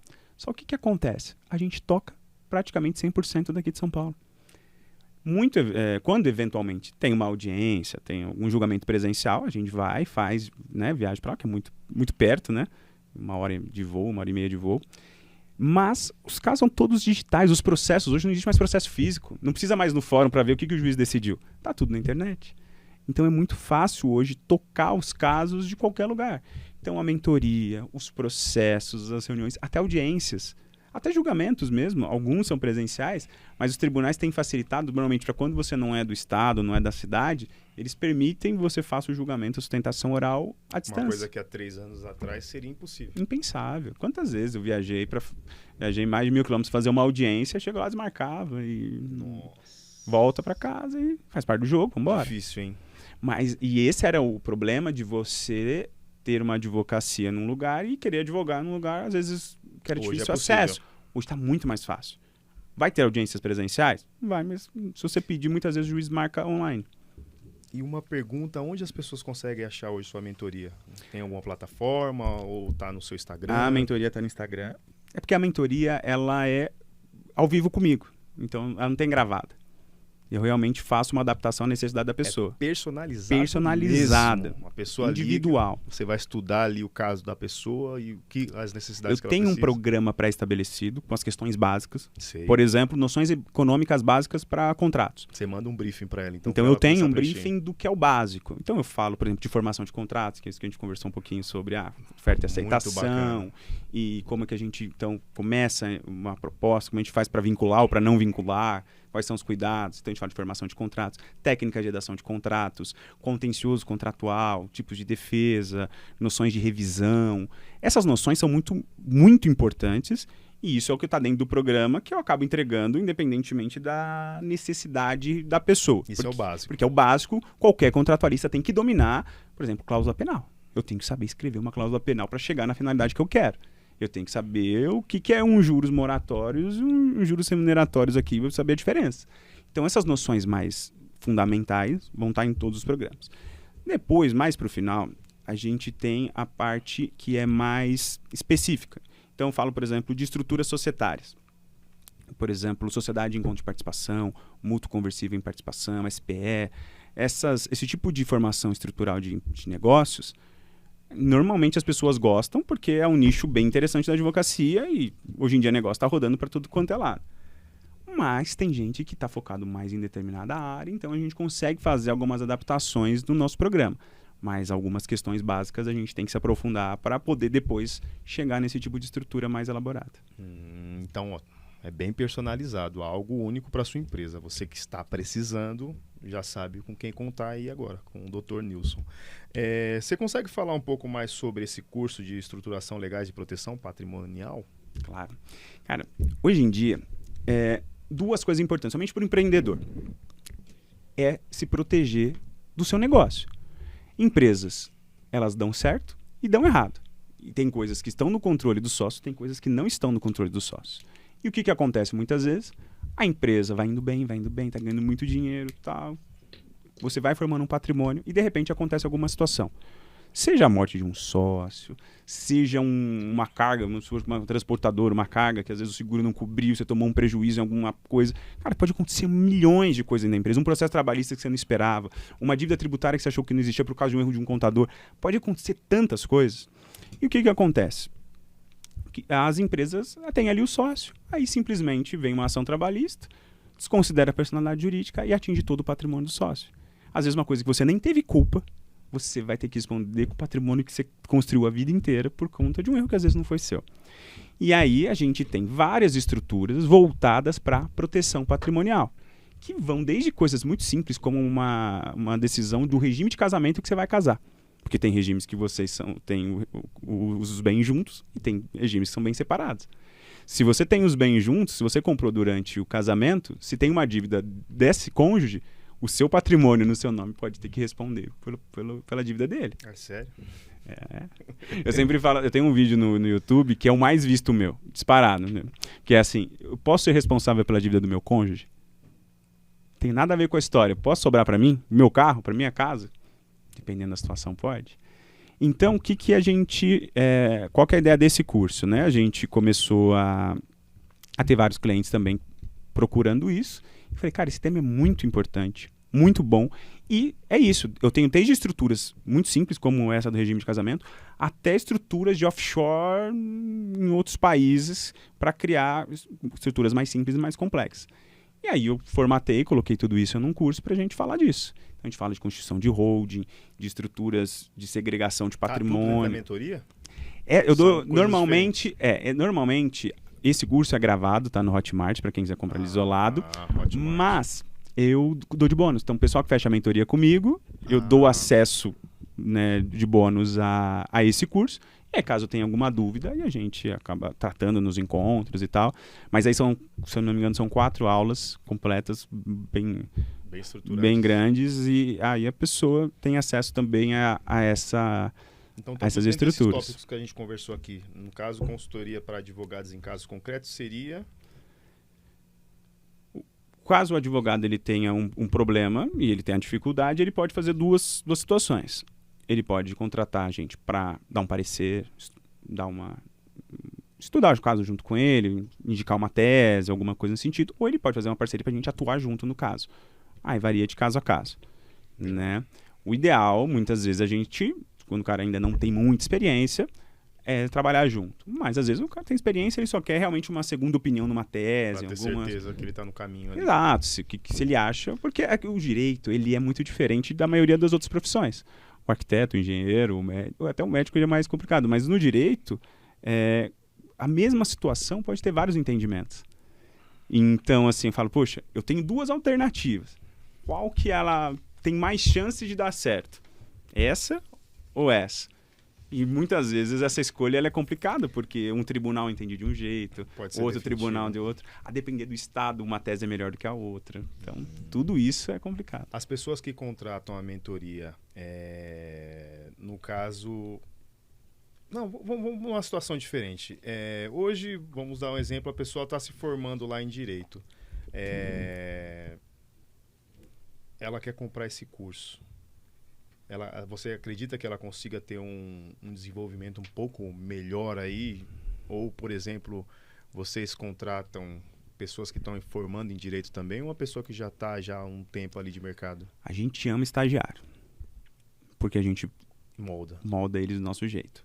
Às vezes, engraçado, todos os advogados, hoje nós somos, além dos sócios, mais 5 ou 6 advogados no escritório. Então, nós somos 10 ou 11, mais ou menos. E todos foram estagiários nossos. Todas as vezes que nós tentamos contratar advogado, já formado, mais sênior e tal, para demandas específicas, a gente teve problema. Porque eles já vinham com costume de outros escritórios, e nada contra, mas assim, é o nosso jeito. Aquela história, né? Cada empresa ela tem um estilo de trabalho.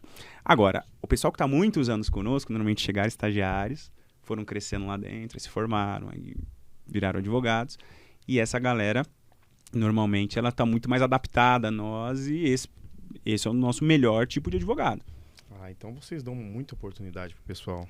Graças a Deus. E com a expansão, o nosso foco acaba sendo, nesse primeiro momento, trazer mais estagiários para a gente formar, para que 2, 3 anos a gente conseguir já estar com um time de advogados mais legal. Tanto é que como eles começam, às vezes, desde o começo da gente, segundo, terceiro ano. Então, assim, na faculdade eles passam 2, 3, 4 anos com a gente, às vezes. E qual que é a vantagem disso? Ele é recém-formado, só que ele já tem 4 anos de casa. Ele conhece muito bem a gente, conhece os nossos processos, conhece o nosso jeito de trabalhar. Então você tem um advogado jovem, recém-formado, só que super adaptado ao escritório. Moldado ao formato de vocês. E isso é legal para a gente pensar em planejamento estratégico de longo prazo. Às vezes nas empresas, as pessoas buscam gente de mercado, e às vezes é necessário, mas às vezes vale mais a pena investir num programa de trainee, de estágio mesmo, porque quando a pessoa se forma, que ela já agora tá pronta para poder te servir, ela já tá no jeitinho que a empresa precisa. Então essa estratégia a gente usa e tem funcionado. E todas as vezes que a gente tentou fugir disso, pelo menos nós não tivemos muito sucesso. A pergunta que não quer calar, vocês estão contratando agora? Opa, pode mandar o currículo para lá que... Pode mandar o currículo lá, a advocacia. Quantos anos tem a advocacia de vocês? Cara, deve estar chegando a uns 37 anos. Meu pai se formou no final dos anos 80. Seu pai ainda tá novo, não tá? Meu pai é novo. Meu pai tem 59, vai fazer 59 esse ano. Meu pai tem 65. Seu pai vai fazer 59 anos? Tá novo. Então também começou novo como você. Começou. Meu pai se formou com 23 anos também. E meu pai, a história dele é muito legal porque ele começou a advogar até antes mesmo de se formar, Como né? é o nome do seu pai? Nilson.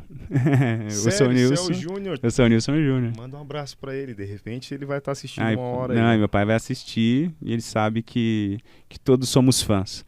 Todos fomos para esse Não é à toa que caminho. vocês todos seguiram o Não, mesmo caminho.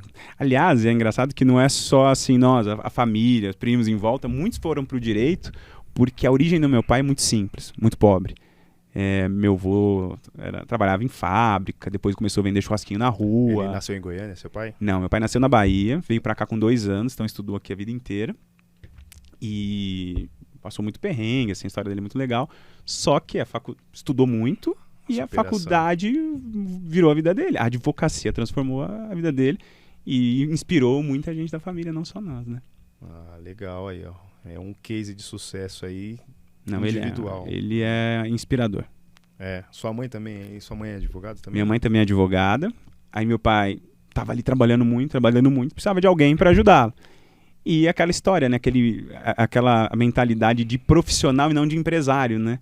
Então ele sempre trabalhando muito e ela foi ali o ponto de apoio dele quando ele estava precisando lá no início também do escritório. Então ela também foi responsável aí pro escritório estar onde está, né? Ah, tá.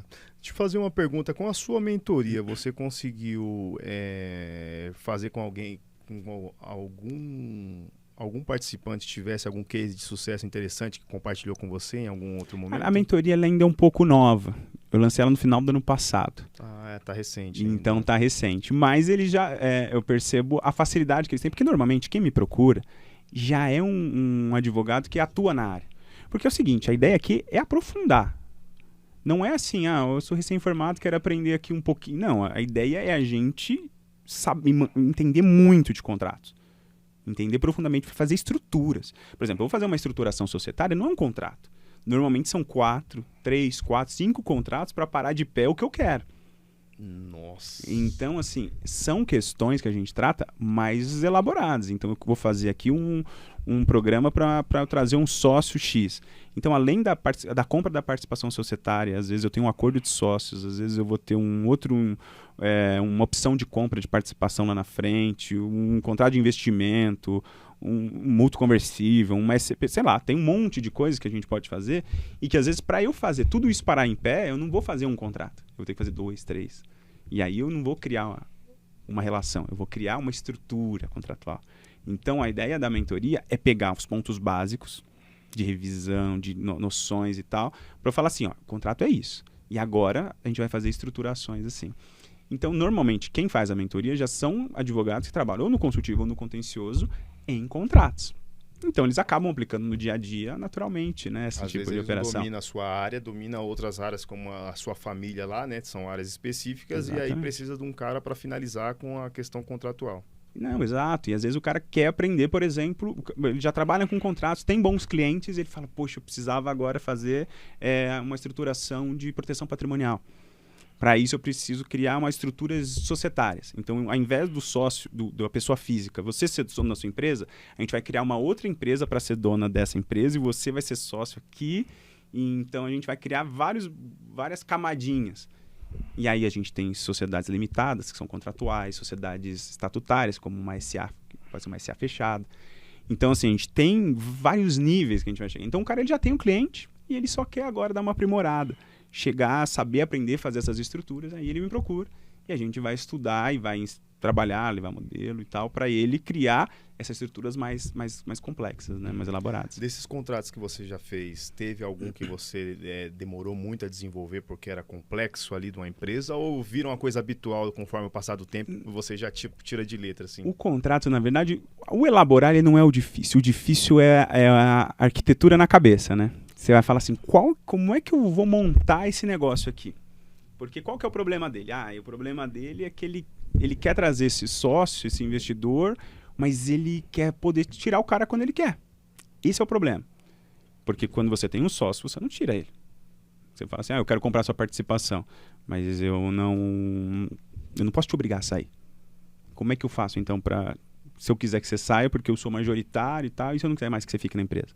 Então, a gente pode criar um contrato chamado opção de compra, que eu tenho opção em determinado tempo, a gente coloca todos os requisitos de valores e tudo mais, que você pode exercer a qualquer momento, sem justificativa, simplesmente exercer sua opção de comprar a participação. Isso é muito utilizado no setor imobiliário também, quando às vezes para comprar um imóvel você dá uma opção de compra para a pessoa não ficar usando a sua proposta para especular, né? Então, tem vários mecanismos assim, você fica pensando, como que eu vou fazer isso? Aí você tem essa ideia, putz, encontrar de opção. Tem essa opção aqui, eu posso colocar uma cláusula de, eu tenho uma preocupação que se eu tiver uma proposta, o meu minoritário não vai querer vender a empresa. E aí? E aí o cara só vai querer comprar se for a empresa inteira. Então eu coloco no nosso acordo de sócio uma cláusula que a gente chama de arrasto. Se eu receber uma proposta e eu aceitar o valor, ele é obrigado a vender também. Então, assim... Tem todas essas nuances. Tem muita coisa legal em se encontrar. E societário, você pode ser criativo. Lembra que eu te falei que consumidor tem um monte de cláusula nula? No societário, não. No societário, você pode usar a criatividade que você quiser. É sério? Não tem aquela... É lógico, tem alguns limites, naturalmente. Mas, no geral, você tem muita liberdade porque a lei presume que vocês são iguais. Então, você tem uma cláusula de arrasto. Você obriga o cara a vender a participação dele também, se você estruturou querendo ou não querendo. Negócio. Então, não é que é muito difícil. Você tem que... O mais difícil não é colocar no papel. É você descobrir e entender, porque às vezes o próprio empresário ele não sabe o que ele quer, o que ele precisa. Ou às vezes ele sabe o que ele quer, mas ele não sabe o que ele precisa, ou como ele vai chegar lá. E você, como advogado, tem a função de materializar, operacionalizar os desejos dele. Ou pelo menos aquilo que é possível, legalmente falando. Então, se a preocupação dele com o sócio minoritário é se ele quiser vender e o cara não quiser, então beleza, já tem uma solução. Eu vou entrar agora com uma questão difícil, agora que eu vou te conflitar, hein? Vamos ver. Bom, vamos lá. Você está dizendo como se você estivesse criando um contrato para esse cara que é o majoritário. Agora, se coloca na situação contrária. No minoritário. Você precisa ajudar o minoritário a conseguir manter os direitos dele de acordo com os interesses dele e não do majoritário. Como você faria? Porque... Das duas, uma. Criado uma parte, pelo que eu estou entendendo o que você está me falando, é muito fácil e, tudo você consegue puxar o seu minoritário junto. E o minoritário, se ele quiser manter minoritário ali... é minoritário. Minoritário não tem muito poder. Ele pode simplesmente não aceitar determinadas situações. Mas a lei é o seguinte, ajuda ele em algum ponto? Não, a lei defende, por exemplo, ele vai poder vender em igualdade de posições. Então, beleza, ele tem menos cotas, ele tem, sei lá, 30%, o outro tem 70%. Mas o valor da cota, o valor da empresa é, sei lá, 10 milhões. Então, ele vai vender a parte dele por o mesmo valor, 30 milhões. Então, eu tenho essa proteção que eu vou conseguir vender pelo mesmo valor. Eu consigo defender ele em algumas situações, mas é minoritário. Sinto muito, é minoritário, cara. Você quer mandar na empresa? Você quer dominar? Você seja majoritário. Ou majoritário ter a mesma quantidade de cota que o outro. Aí não é majoritário. Aí os dois são iguais. E isso é um problema. Porque, vamos lá, você tem 50, eu tenho 50. Nos momentos que a gente não concordar, quem que toma a decisão? Não toma. Entende? Então, defender o minoritário é mais complicado, mas lógico, é importante. E é aquela velha história. Mas o minoritário ele tem que saber o que está acontecendo. Porque, beleza, vamos assinar um acordo de sócio. Entrei numa empresa agora, sou sócio, comprei a participação, agora o negócio vai ficar bom, porque a empresa é top, tá crescendo, tá maravilhosa, e me trouxeram aqui paguei sei lá quantos milhões aqui nos meus 20%, mas a empresa tem um fluxo de caixa fantástico, como é que eu faço agora? Aí você vai lá e assina o acordo de sócios. Feliz da vida, você chega lá para assinar todos os documentos, você tá entrando na sociedade, então assina contrato social, assina um acordo de sócios, e você não faz ideia do que está acontecendo. Tem uma cláusula chamada drag along. Você não faz ideia o que significa isso. Isso daí existe mesmo. Shotgun, né? A gente tem uns nomes bem legais, assim. Uns jargões. Porque são os termos, normalmente, o direito societário vem muito dos Estados Unidos, da Inglaterra, então a gente tem muito termo em inglês, assim. Aí tá lá, cláusula tal. E normalmente tá explicado o que é a cláusula. Só que aquela história que você estava falando no começo, tem um monte de cláusula para a pessoa assinar. Ela vai, primeiro, se ela lê tudo, o que é improvável, ela vai ler correndo, porque ela está desesperada para assinar. Ela está participando da empresa que ela queria, ela gastou uma fortuna para comprar. Ela pode até ler, mas ela talvez não tenha o entendimento também. Talvez não tenha entendimento. Ouviu, leu muita coisa, se atentou a uma situação, até discutiu aquilo, deixou passar outra. E aí, qual que é o problema? Na hora que acontece uma situação, ela não sabe o que está acontecendo. Então, repito, o mais importante é você, não é ter talvez a defesa mais adequada, mas você saber o que está rolando. Você sabendo o que está rolando, você consegue se programar e entender se faz sentido ou não para você. Se você compra ou não esse barulho. Exatamente. Então isso que é o mais interessante. Então é para isso que serve um advogado. Vocês estão vendo, né? A importância que é um advogado que a grande maioria, às vezes, não tem esse entendimento, essa linha de raciocínio, né? Exatamente. É por isso que eu digo, um advogado ele é tão importante quanto qualquer um outro aí. Ainda mais um advogado que entende bem da parte comercial, né? Bom, pedir para vocês curtirem, compartilharem, divulgarem aí para os seus amigos. Vocês estão vendo que são conteúdos que realmente fazem a diferença. Muita coisa que eu não sabia, estou aprendendo agora, né, com o doutor. Então, é aquilo que eu falei, né?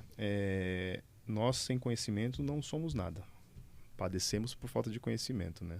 E um advogado, ele traz todo esse âmbito jurídico aí que faz toda a diferença, não só empresarial, acredito que até pessoal mesmo, né? Uma pessoa que precisa de um advogado, por exemplo, quem é o trabalhista na sua empresa? Sua irmã? A Juliana, minha irmã, ela faz a parte trabalhista de empresa. A parte trabalhista, né?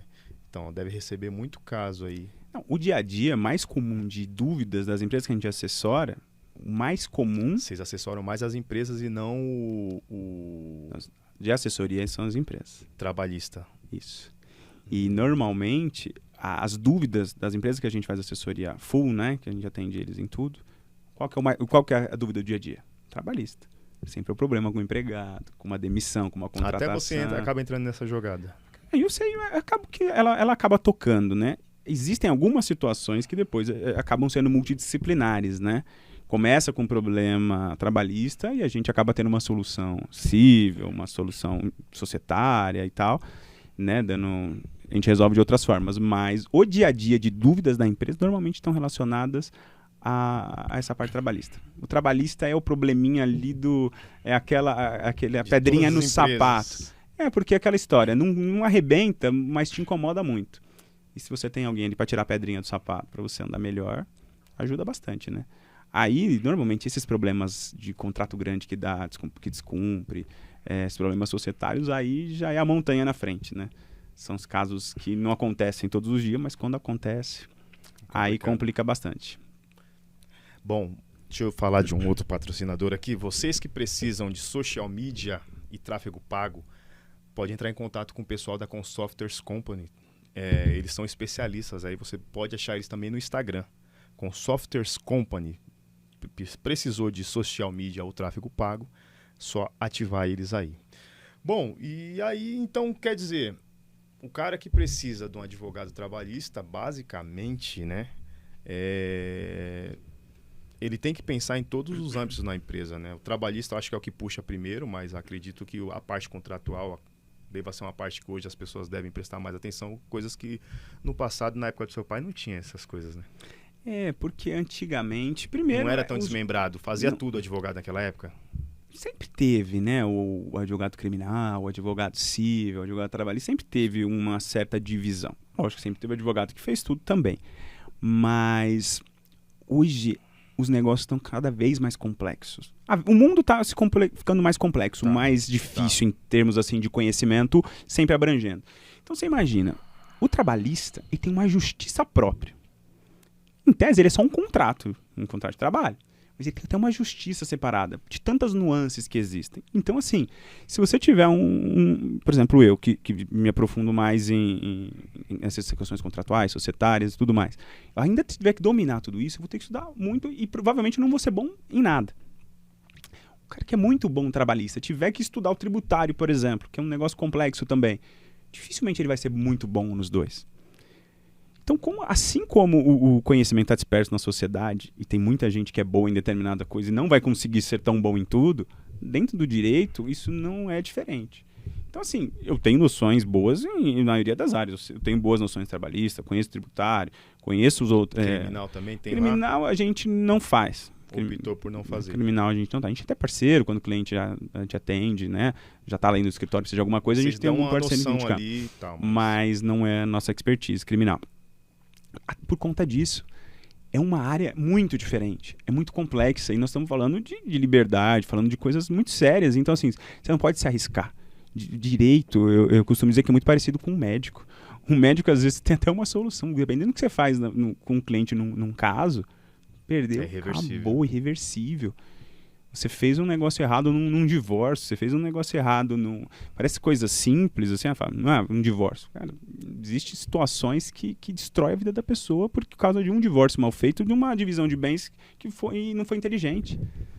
E aí a pessoa fala, só um divórcio, só pediu o divórcio e tal. A divisão metade-metade, mas essa divisão metade-metade eu posso ficar 50% de 100 imóveis para os dois, cada um dono de todos, ou eu posso dividir no meio e realmente um ficar com 50, outro ficar com 50, que é muito mais inteligente e eficiente. Da mesma forma, uma questão societária. Então, às vezes a pessoa acha que é muito simples, não é tão simples e os impactos podem ser muito sérios, né? Sim, tanto pode levar o nome da empresa para cima, né, no caso a advocacia de vocês, como pode levar para baixo. Exatamente. Então, Uma defesa trabalhista mal feita, dependendo do tamanho, pode quebrar a empresa. Um caso tributário mal feito pode quebrar a empresa. Caso, você não precisa de um monte. Um caso. Tem empresas que quebraram por causa de um caso. Meu Deus, é uma baita responsabilidade. É muita responsabilidade. Aí o pessoal fala assim, mas às vezes a questão ela não é tão complexa tecnicamente, mas ela envolve um valor financeiro importante. Estou analisando uma compra de um imóvel, por exemplo. Tecnicamente falando, não é tão difícil. Só que é um imóvel de 5 milhões de reais. Cara, se eu errar aqui... Base de cálculo, tudo. Minha responsabilidade é muito grande. Então, nós temos que cobrar proporcionalmente a isso em tudo, não só no direito. Todos os negócios. Você pode até ser um negócio simples, mas você está tomando um risco grande, o seu prêmio tem que ser como o risco. Assim é os seguros. Não sei longe. Contrato de seguro. Cara, pode ser que o risco de acontecer alguma coisa num determinado lugar é muito pequeno, mas o que ele está segurando é muito grande. Então, ele tem que garantir que ele vai dar conta de bancar aquilo. Então, é essa a responsabilidade que a gente tem e não é pequena. O pessoal de seguro aciona muito vocês também aí? Cara, seguro é um problema... Principalmente os mais... Né, seguro ele entra aqui que área? Civil, não? Civil. É contrato, né? É aquela história, né? Tudo é contrato. Seguro é um tipo de contrato. Geralmente é a empresa de seguro que procura vocês, não o consumidor. Depende. Porque como aquele caso que eu te contei no início, era uma empresa que tinha uma alavancagem com seguro prestamista dentro do contrato de financiamento, e aí o seguro não cobriu quando aconteceu o sinistro. Isso seria consórcio? Não, não, era seguro mesmo. Seguro. Era seguro dentro de um financiamento. Ele estava lá pagando, aí o sócio faleceu, tinha um seguro que garantia na morte do sócio a quitação do contrato, eles não quiseram cumprir, aí a gente acionou. Isso também é normal, é comum, geralmente? Aí depende. Nesse caso, especificamente, foi porque uma discussão dos termos da cláusula contratual. Então, eles acharam brechas ali e tentaram se conter para não pagar. Foi exato. Isso. A seguradora, ela sempre chama a brecha, ela vai tentar não pagar, isso é normal. Então, não é incomum casos de seguro. E seguros são casos normalmente muito bons, né, financeiramente. Para vocês, advogados, sim. E para o cliente também, porque você imagina essa situação dessa empresa. Era um seguro que eles tinham dado em garantia ao galpão da empresa. Eles estavam já correndo o risco de perder um patrimônio importante da empresa. Sei. Então é um caso importante, sabe? Cara, contratos, no final das contas, é tudo. É isso que eu estou te falando. Existem coisas voltadas à responsabilidade civil, tipo um acidente, alguma coisa que aconteça e tal.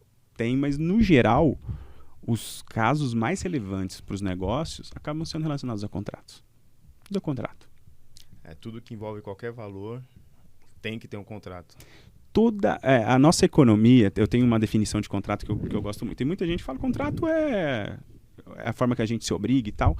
E eu costumo dizer, na verdade, uma definição de um jurista italiano, Enzo Roppo. Ele fala que o contrato é a veste jurídica econômica. O contrato é a veste jurídica da operação econômica. Então, ele é só a forma, é uma roupinha que nós colocamos para uma operação econômica. Só que tudo que está em torno de uma empresa é uma operação econômica. Então, todo em volta, a gente coloca uma roupa chamada contrato. Então, a gente vai ter um contrato de representação comercial quando o cara precisa. A gente vai ter um contrato de trabalho para a equipe ali que está ali dentro. A gente vai ter um contrato de seguro para o negócio que ele está fazendo fora. Ele vai fazer uma compra, por exemplo, de insumos. É um contrato.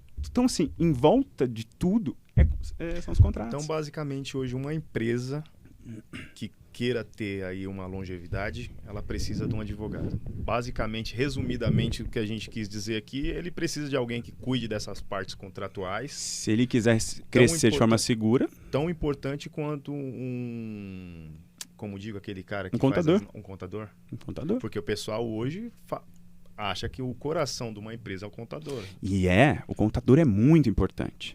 Só que o contador, na minha opinião, posso estar até equivocado, mas ele tem uma função muito operacional. Da importância dele tem ali para colocar um negócio para girar direito, então para emitir o que tem que ser emitido, pagar o que tem que ser pago, deixar a empresa operacionalmente rodando, porque se não tiver lá todas as observações, os documentos de licenças e tal, cara, a empresa não roda. Então operacionalmente ele é muito importante. Agora, na minha visão, o advogado ele tem uma função estratégica muito relevante na empresa por conta dessas situações. Beleza, eu preciso de tais insumos tal dia. Como é que a gente faz para esse fornecedor não atrasar? Porque se ele atrasar, ele vai acabar com a minha indústria, com o meu negócio. Vai estragar muito, eu vou tomar muito prejuízo se ele não entregar no dia. Então a gente acaba sendo muito mais tático, estratégico nesse sentido, porque tudo em volta está rodando o contrato. E se descumpre, o que vai acontecer? E aí a gente vai trabalhando nisso. E se a pessoa vai fazendo no feeling, às vezes dá certo. Somente se tem bons stakeholders que não... Aquela história, se não gerar problema, a gente é dispensável. Você só vai falar assim, cara... Mas você só lembra do advogado quando o problema aparece. Exato. Você não vai lembrar que você precisa de um advogado para antever o problema. Exatamente. Geralmente, eu acho que é a cabeça até do brasileiro, não sei. Exatamente. E é isso a nossa função. Nós estamos aqui exatamente para tentar trazer para os empreendedores, trazer para o pessoal essa noção de que advogado é um investimento importante. Por quê? Na hora que dá errado, remediar o que foi feito errado é muito complicado. Quando é feito errado, aquela história, você está errado. Aí vem com o problema. Se você não tinha um amparo ali de uma parte jurídica, já fica complicado para você. Mas eu não sabia que eu estava errado. Eu sabia, tudo bem, mas você deveria saber. Você sabia o que você estava assinando. Sabia o que você estava se responsabilizando. Agora... Então, o advogado é para contenção de riscos. Gestão de risco, exatamente. Gestão de risco. Bom... Pessoas, empreendedores, chegamos ao fim de mais um episódio. O papo foi rápido, correu rápido, né? Oi, eu esperava que... Doutor Nilson, quero agradecer sua presença, sua participação aí, né? Espero que você tenha aí passado de uma visão mais jurídica para o pessoal, de uma forma simples, que as pessoas tenham entendido aí em casa. Dissertamos sobre várias situações até que aconteceram comigo mesmo. Quero agradecer... deixar mais uma vez aí a página do Plano A Podcast para você seguir no Instagram, o meu Instagram também, Jefferson Oliveira 2013. Agradecer mais uma vez a participação, pedir para as pessoas curtirem, seguirem aí a nós. Estamos faltando isso aqui para conseguir passar para uma nova etapa do Plano A aí, se Deus quiser, esse ano a gente consegue, né? E chamar o doutor aí para uma próxima participação, se Deus quiser aí, né? Agradecer a sua participação, o seu carisma e a sua simplicidade, e pedir para você também passar para as pessoas aí onde consegue te encontrar, onde consegue fazer sua mentoria, suas considerações finais também aí. Queria agradecer primeiro, parabenizar pelo projeto do Plano A. Eu acho que esse tipo de conteúdo, trazer pessoas das mais diversas áreas para abrir nossa mente, a gente trocar ideia. Eu falo que a vantagem dos podcasts e de podcasts como o Plano A é ajudar as pessoas a abrirem a mente, entender as coisas que às vezes passavam batidas. Então a gente vai ampliando conhecimento, ampliando o debate, ajudando o pensamento crítico. Então, parabéns. Para quem quiser me seguir, eu estou no Instagram, nilson.moraisjr. Lá tem todas as minhas informações sobre o escritório, sobre a mentoria, conteúdo jurídico, conteúdo de negócios. Eu gosto bastante de falar desses temas, então vocês vão ter muita coisa lá. Espero que vocês tenham gostado e, se Deus quiser, em breve eu vou estar aqui de novo. Agora, para a gente não terminar, para a gente encerrar de uma forma aí brilhante, eu queria perguntar para você uma pergunta que geralmente fazemos para os nossos convidados aí, e você fica à vontade para responder da maneira que você achar melhor. O que é sucesso para você? Nossa, eu não estava esperando. Essas são boas. Essas são boas. Cara, sucesso é você deitar e dormir em paz todo dia em casa. Quando você chega em casa, pode colocar a cabeça no travesseiro e dormir. Isso não tem preço. E isso, ao mesmo tempo, é tão barato e tão caro que vale muito a pena. Então, quando você consegue se sentir bem com o que você faz, quando você consegue se sentir feliz com as pessoas que você encontra. Eu viajei essa semana para atender uns clientes no Nordeste e tal, e eu não vi a hora de chegar em casa para ver meu filho, para ver minha esposa. E, cara, isso para mim é sucesso porque no final das contas, eu tava lá fazendo o que eu gosto, então tava feliz, só que ao mesmo tempo não via a hora de chegar em casa. Então, é isso, é você querer estar em casa, é querer estar com as pessoas que você ama e poder colocar a cabeça no travesseiro, dormir, sabendo que você tá fazendo certo, que você tá no caminho certo. Nem sempre você vai ganhar, nem sempre as vitórias vão vir, vão ter derrotas, vão ter tropeços no meio do caminho. Só que você vai colocar a cabeça e falar, poxa, eu tentei, eu lutei, não é por covardia. É porque realmente as coisas às vezes acontecem, às vezes não. Então, mesmo nas derrotas, mesmo nos fracassos daquilo que a gente não consegue, eu muitas vezes me sinto um homem de sucesso, mesmo quando eu perco, mesmo quando eu erro, porque eu sei que eu fiz o meu melhor. Obrigado mais uma vez. Valeu, querido, Fica obrigado. com Deus aí. Empreendedores, um forte abraço para vocês. Nos vemos numa próxima aí. Plano A Podcast. Segue a gente no Instagram. Um abraço. Fui!